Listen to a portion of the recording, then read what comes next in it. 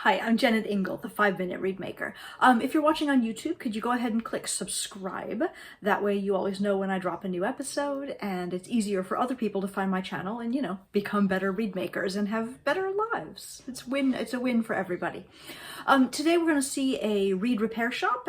Ted's reads, they all felt really different to him, but to me it was very, very clear that the same problems, the same very, very fixable problems, were showing up over and over again. And this is a little bit what comes when you begin to get consistent with your read making. It's great that you're consistent because it means that you sort of always know what you're going to get. But if what you're getting is well, not what you want exactly. Sometimes that consistency can bite you a little bit because it means you look at your read, the read that you have been working on, the read that looks like all of your other reads, and you just can't figure out what's wrong with it. And it turns out that it's just a very fundamental structural problem that was so easy and a joy for me to fix for Ted. So I hope you enjoy watching this Read Repair Shop episode. Hi, Ted. I'm so happy to be looking at your reads here, and I'm especially happy because I am pretty sure I can help you with them. So here is your read number 1.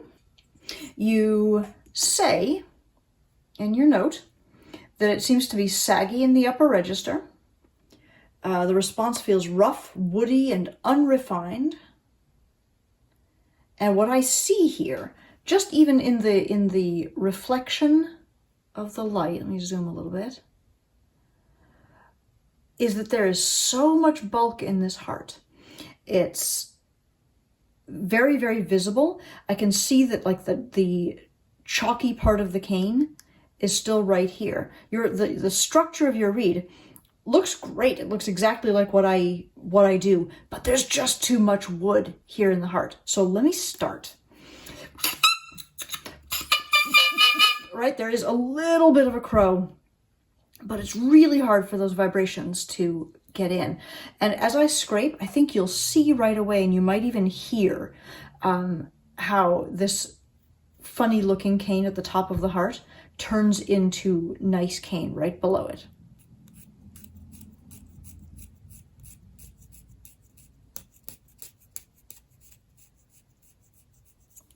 And when I say hear it, did you notice that when I started scraping, it sounded real scratchy? And then as I got through that stuff that's on the outside, the scraping got almost silent. I'm going to do the other side. Listen again.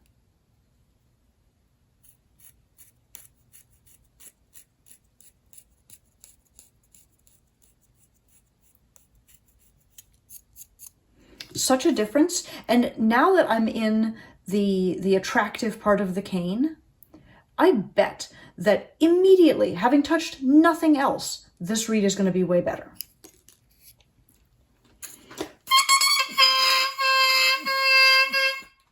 I immediately have a crow that has some depth.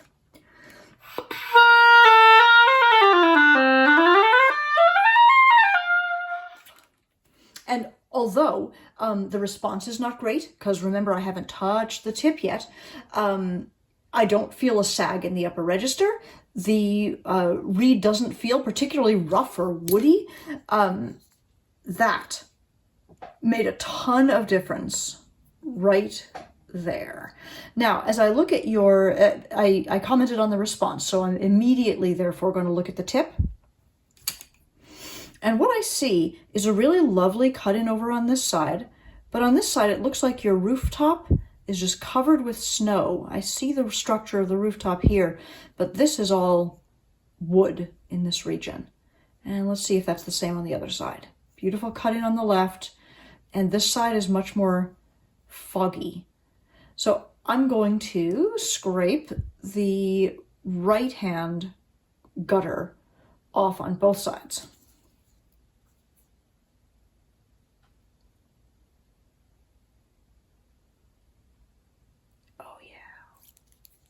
So just fixing that little cut in, I bet is going to make a big difference. And now I'm just using my knife so gently to kind of pet the cane all the way up to the corner.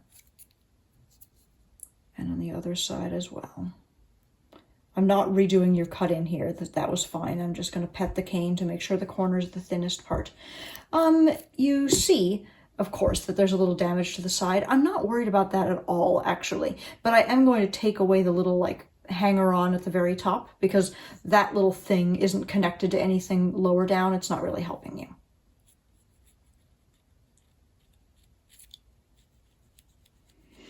What we want is for the corner here and here to be the thinnest part of the tip. Other blade, exactly the same game. A little bit of redoing the cut in on the right.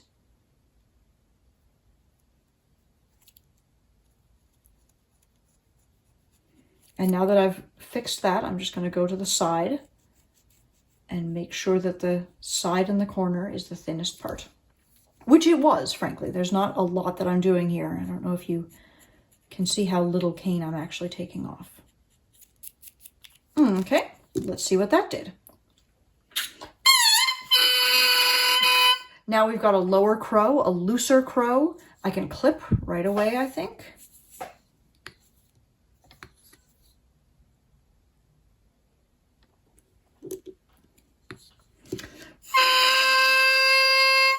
The crow is coming up. I'm going to play it on the oboe again.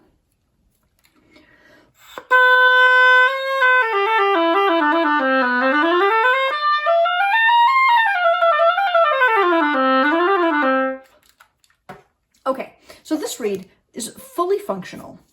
It's not making me exactly happy. There's an edge to the sound and a little bit of a lack of depth. For the edginess of the sound, I'm tempted to clip, but we're already at a C crow, so I kind of can't clip yet.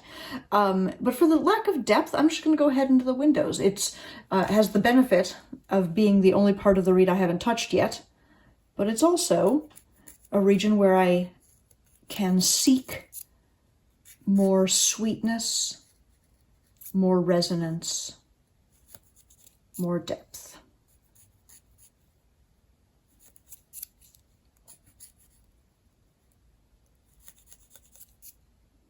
So basically, I very lightly went over this area, and then I sort of dug out and cleaned out the area right below the heart. Let's see what that did. The crow is getting nicer and nicer, and I think it came down enough that I can clip a tiny bit. Sorry, I should keep trying to decide which is your lower blade. I'm going with this one. Going with this one.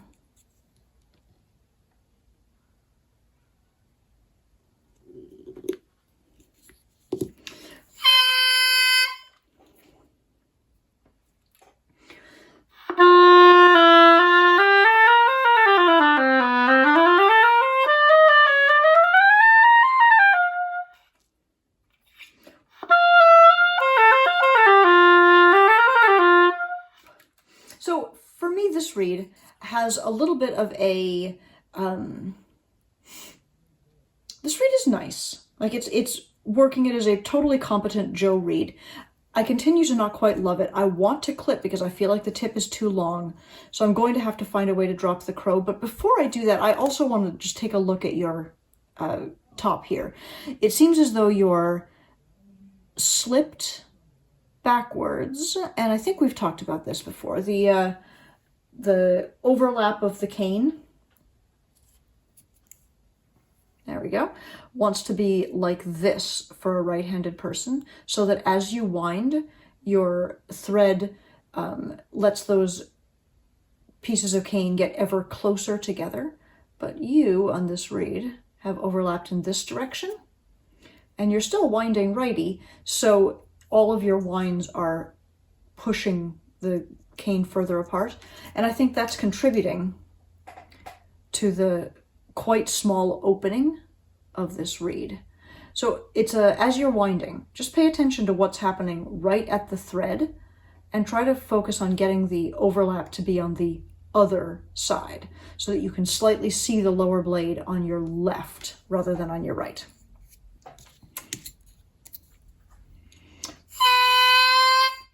Okay, I want this crow down just the hair more so that I can clip, And I will do that at the gutter of the rooftop again.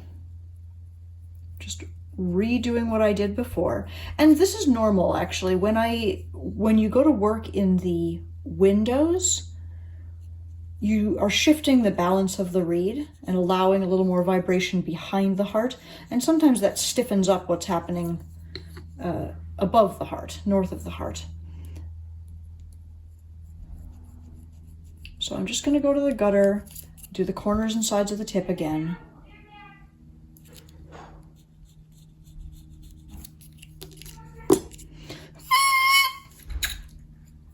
What immediately happened actually is that because I was scraping, the reed seemed to close down. That's why I lost that crow. So I'm just going to pinch it open a little. All right, the crow's gotten crazy, so I'm happy to clip that.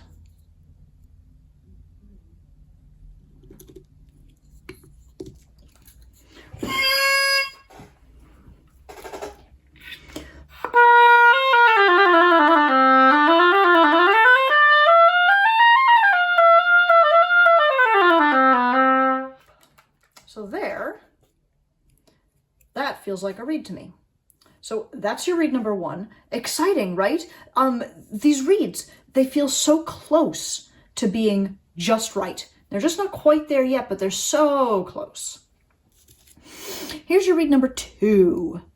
Just glancing at it, I can see how giant this heart is, right? It's not only super thick all the way across, but it's also long, I think. I'm going to measure, but I suspect the bottom of that heart is at 58, 59. Yep, 58 and a half on this side. And it looks even lower on this side. Nah, it's also 58 and a half. So I can see how deeply you've gone into the windows on this reed, trying to get vibration or something going on. Your comment about this reed was that it feels thin and unfocused. And I'm thinking that that's just because the vibrations aren't able to travel through the heart adequately. And I think if we just restructure the heart, there's going to be a reed. But let me go ahead and play it. Crow it, beep it, play it. I can't get a crow on this at all. And it just feels like a log in my mouth because of the size of this heart.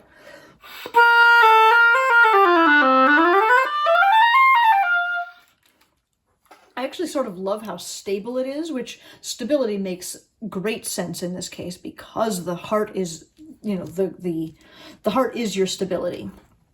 And boy, you got some good stability there. I'm going to do the same thing I did before and just start by taking some bulk off that heart. You can hear my knife continue to catch on this giant notch at the back. I'm not sure whether you left that on purpose or not, but I'm going to go ahead and move it. I don't want your heart to be this long, and I don't want this gouge to be so strong. So I'm going to lay my knife right at this bottom of the heart and just sort of scrape, sort of chip at it. I'm taking the top layer first, and then I'll back up and take the next layer down. It's probably not a safe idea to just like dive into that notch at the bottom and try to move anything around. We're going to do it gently. I always say if you have a stone wall in your pasture and you want to move it, you know, 2 feet to the right, you don't start with the bottom stone. You start by taking off the top stone so you have a little more room to move. And you really have dug this very deeply, but I'm just trying to sort of settle the back of the heart without wrecking it too much. All right, same on this side. I'll start with the bulk of the heart.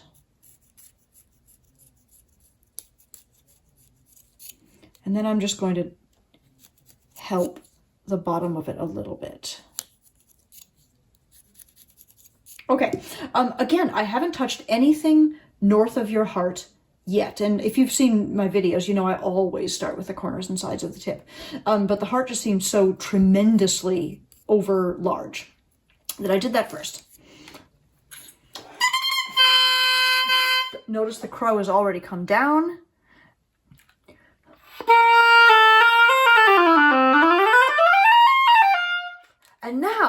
It's super vibrant and exciting. There's an edge to the sound again, and here's what I'm going to guess. Don't even look yet. I'm going to guess that in your rooftop, there's a ton of snow on the rooftop on especially the right-hand side.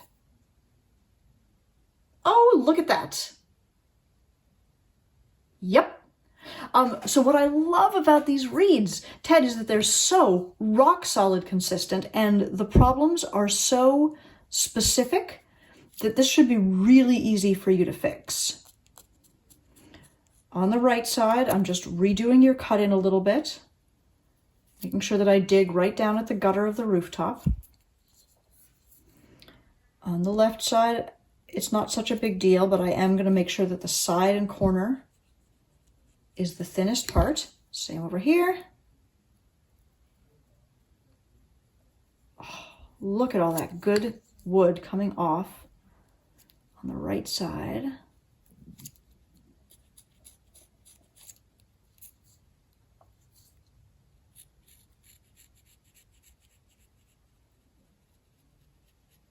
Oh yeah.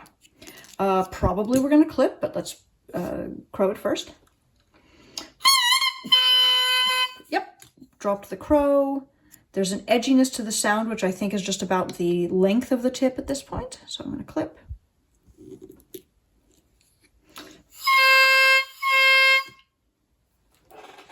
Pop it on the oboe.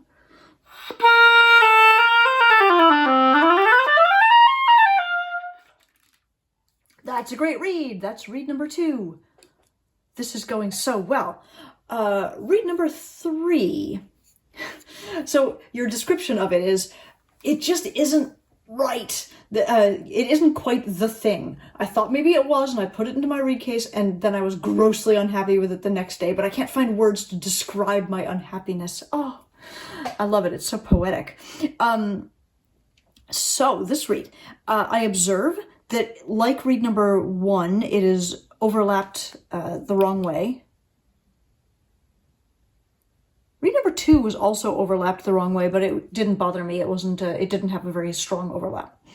And like both of your other reads, it is extremely long in the heart and very, very heavy, especially at the bottom of the heart. I can almost see that this exact region here is thicker than anything else, and I don't think that's helping you. This side looks a little bit better, but there's still a lot of stuff right in there. So that's what I want to fix. I'm going to pop this plaque in and just take a peek at the, I'm going to look at the rooftop too. This is not as striking a problem on the right side of the rooftop as it was on the other 2 reads. Which maybe explains why it's closer to good than the others. It almost made it into your reed case, you said. So I want to basically remove this area and polish the heart. Wait, I haven't crowed it or played it yet. Let's start with that. Ooh, I hear a chirp. That says to me there's something too thin in the tip somewhere. I'll find that in a sec. It almost crows, but not quite.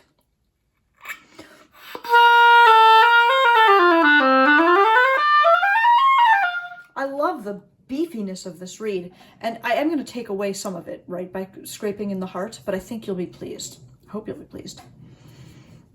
Heart first.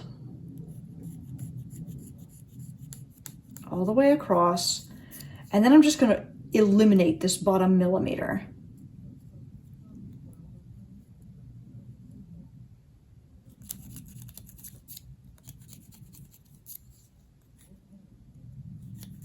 Oh, yeah.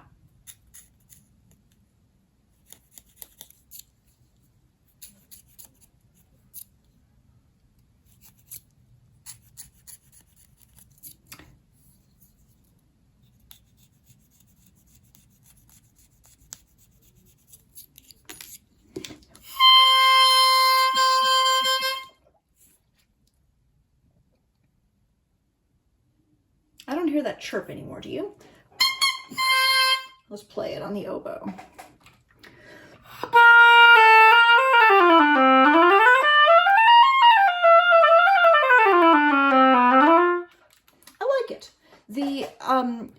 interesting that on this read, what you seem to have done, more so than on the others, was that, remember, you had a very thick area here, but then your heart sloped kind of dramatically. Like I almost see a mini rooftop there. And then like quite a dramatic slope. And I'm wondering what that measurement looks like and why did you choose that? Like everything's kind of in the right place. But there's something a little just wishy-washy about the tip on this side is how I feel. So I'm going to just recraft the rooftop here, and I think that might be all this read needs. Something about the symmetry bothers me a little bit, and the way it slopes here on the left side. So I'm going to sort of split the difference. It looks like your thicker place is here, and this is all long slope. So I'm going to go maybe halfway and just cut it in a little more strongly. And then smooth that out. And I'll make this side match.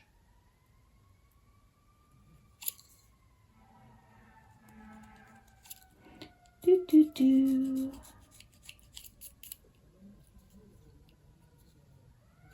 Now, I do see, actually, this region right here. I don't think that's anything I drew. I think that's a thin place. And that may be the cause of the chirp we were hearing earlier. Let's see what happened. Let's see if that came back.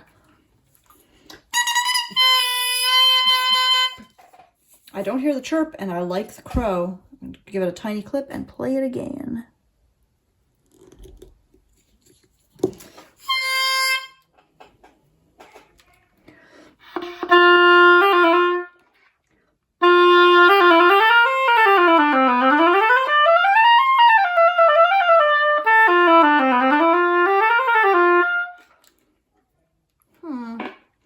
This read is okay. It's totally okay, but there's something a little bit like unreliable feeling about it.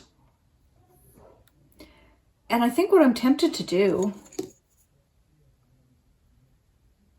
is, what's going on here? It's not overwound. The structure of the heart is appropriate. The rooftop looks fine. You know what? I'm just going to go in one more time, do sides and corners of the tip.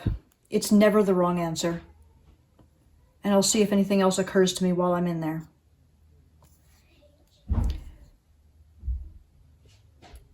There's the gutter. Here's the side.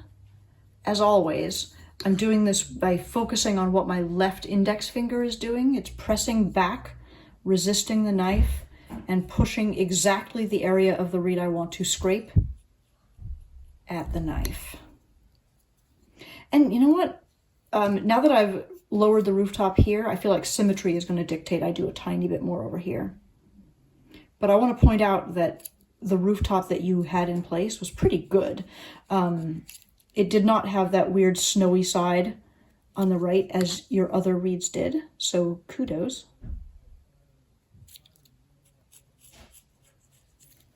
Way up to the corner, and let's see what that did. Oh, hello.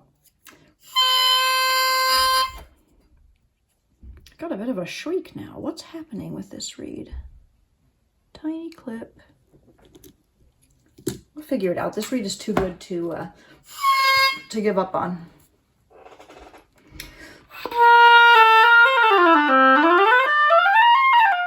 Forget about it. That clip was all it wanted. So this experience of working on your reeds has been kind of a joy because they had such clear-cut problems that will be easy for you to fix. In all three cases, your heart just had too much bulk on it, too much wood. In 2 of 3 cases, the heart was also much too long at the base. So I would take a look at that structure. The idea I have in my mind structurally is to put the bottom of the heart at 60 and the gutter of the rooftop at 65. And these reeds both came around pretty dramatically when we solved that solved those measurements. You have a little bit of a habit of leaving some bulk on the right-hand side of your rooftop. Little snow on the rooftop, so get that cleaned up. It'll be totally fine. And honestly, these are great reads. So go forth, play them, enjoy them.